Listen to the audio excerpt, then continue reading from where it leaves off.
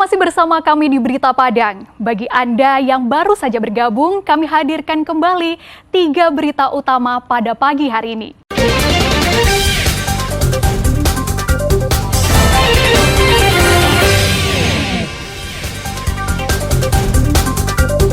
Anak muntah di puskesmas, perawat suruh keluarga pasien bersihkan sendiri. Meriahkan ulang tahun Bayangkara, Polsek Payakumbuh gelar lomba penyelenggaraan jenazah bagi generasi muda.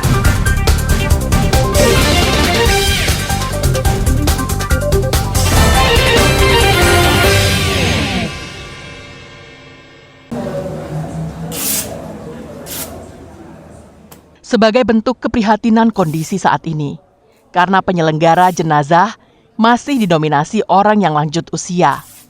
Kepolisian sektor Payakumbuh melaksanakan kegiatan lomba penyelenggaraan jenazah yang diikuti remaja masjid dari berbagai nagari di Kecamatan Payakumbuh dan 50 kota pada Kamis pekan lalu. Kegiatan yang digelar ini menarik perhatian generasi muda yang umumnya masih berusia sekolah menengah atas sederajat. Mereka tampil memperagakan pemasangan kain kafan dan membalutnya setelah jenazah dimandikan.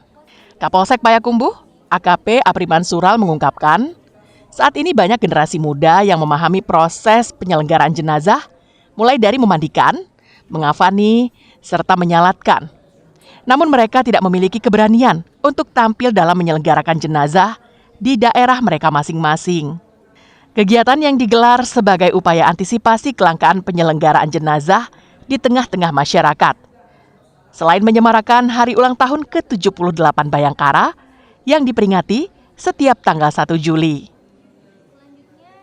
Kita pantau di tengah masyarakat, generasi muda kita banyak yang belum berani untuk sebagai khotbah Jumat dan juga penyelenggara jenazah, karena memang dia memahami tapi kepercayaan diri mereka belum.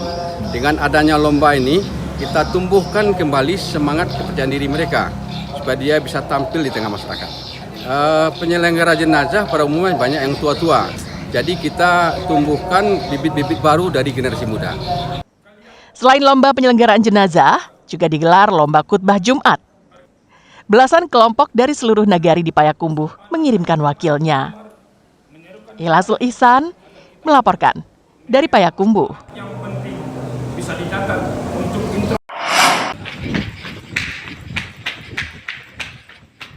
Setelah 1 tahun menjadi buronan, seorang residivis atas kasus pencurian dengan kekerasan yang bernama Ade dan berusia 46 tahun ditangkap anggota Satreskrim Polresta Padang di daerah Gaung Padang pada Jumat malam pekan lalu. Tersangka sempat berbelit-belit dan tidak mengakui perbuatannya ketika diperiksa petugas. Namun setelah diperlihatkan bukti-bukti perbuatannya, tersangka pun akhirnya mengaku. Dari tangan tersangka, polisi menyita sebuah telepon genggam curian yang dilakukan tersangka di Teluk Bayur. Saat itu, korban meninggalkan telepon genggamnya di sepeda motor karena dihadang tersangka. Setelah itu dicuri tersangka sekitar 1 tahun yang lalu. Bersama barang bukti, tersangka dibawa petugas ke Mapolresta Padang untuk pemeriksaan hukum lebih lanjut. Pengakuannya, pelaku telah 3 kali mencuri di Padang. Saat beraksi, tersangka tidak segan-segan mengancam korbannya hingga melukainya. Dalam catatan polisi, Ade telah pernah terlibat kasus pencurian beberapa tahun yang lalu dan dihukum penjara. Kini, pelaku harus kembali mendekam di sel jeruji besi.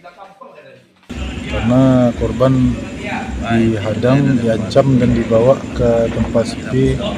Di tempat sepi itulah barang berharga korban diambil oleh tersangka. Untuk pengakuan tersangka sementara ada 3 TKP, yaitu di daerah pantai yang bertempat di daerah Padang Selatan. Pelaku dijerat dengan pasal 363 KUHP tentang pencurian dengan ancaman hukuman di atas 5 tahun penjara. Alfi melaporkan dari Padang.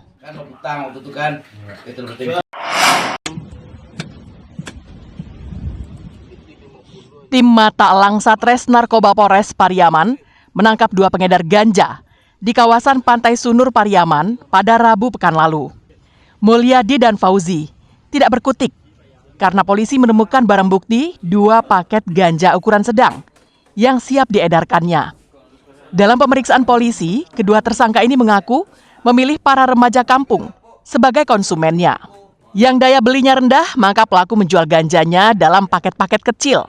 Menurut Kasat Res Narkoba Polres Pariaman, tersangka sengaja memilih mengedarkan ganja di kawasan pantai untuk menyamarkan diri seolah-olah mereka adalah pelaku UMKM di Pantai Sunur Pariaman.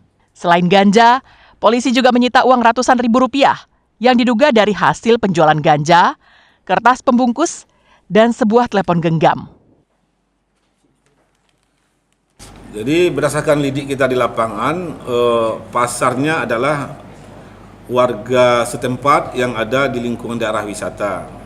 Memang sasarannya di kalangan remaja karena daya beli dari pecandunya itu bisa dengan paket kecil, paket 50.000 dan paket 20.000. Di sasarannya memang warga di sana dan dengan kemampuan belinya di bawah 100.000.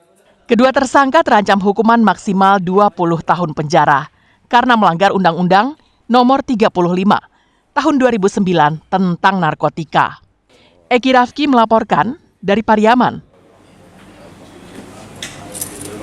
Saudara, informasi tadi sekaligus menutup berita Padang pagi ini. Saya Frin Meriana dan tim redaksi yang bertugas mengucapkan terima kasih. Sampai jumpa.